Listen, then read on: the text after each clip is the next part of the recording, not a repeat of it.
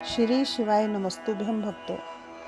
श्री शिव महापुराण द्वितीय रुद्र संहिता का 10वां अध्याय। शीर्षक है ब्रह्मा विष्णु और रुद्रों का आयु काल। परमेश्वर बोले, हे विष्णु, तुम्हारे संबंध में मेरी यह और भी एक आज्ञा है कि तुम सर्वदा सब लोगों में पूज्य और मान्य होगे।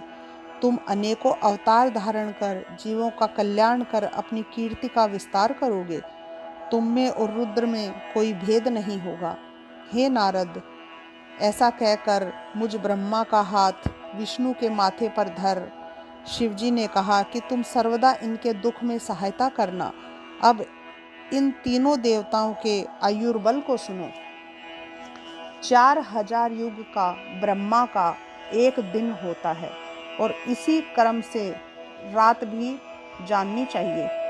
30 दिन का एक महीना और 12 महीने का एक वर्ष, इस प्रकार के वर्ष प्रमाण से ब्रह्मा की 100 वर्ष की आयु होती है और वह विष्णु जी का एक दिन कहलाएगा और वह भी इसी प्रकार के प्रमाण से 100 वर्ष जीवेंगे तथा विष्णु जी का एक वर्ष रुद्र के एक दिन के बराबर होगा और इसी क्रम से वे भी 100 वर्ष तक स्थित रहेंगे। सदाशिव के मुख से एक श्वास उत्पन्न होता है।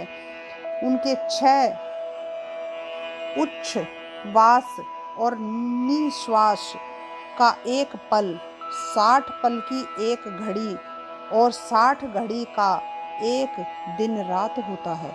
शिव के उच्छ्वास और निश्वास अर्थात भीतर बाहर श्वास लेने की संख्या नहीं है। इसी कारण शिव का उत्थान अक्षय है। अतः तुम मेरी आज्ञा से अनेक प्रकार के गुणों से सृष्टि का कार्य करो।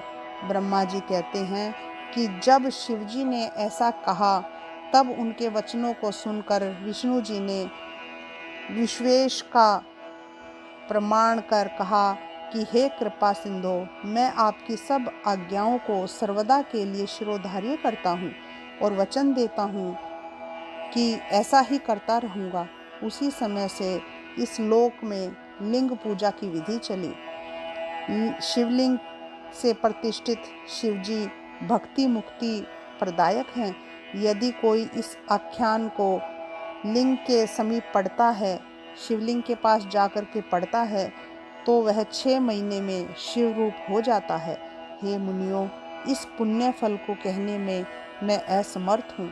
इस प्रकार श्री शिव महापुराण द्वितीय रुद्र संहिता का 10वां अध्याय समाप्त होता है। श्री शिवाय नमस्तुभ्यं भक्तों।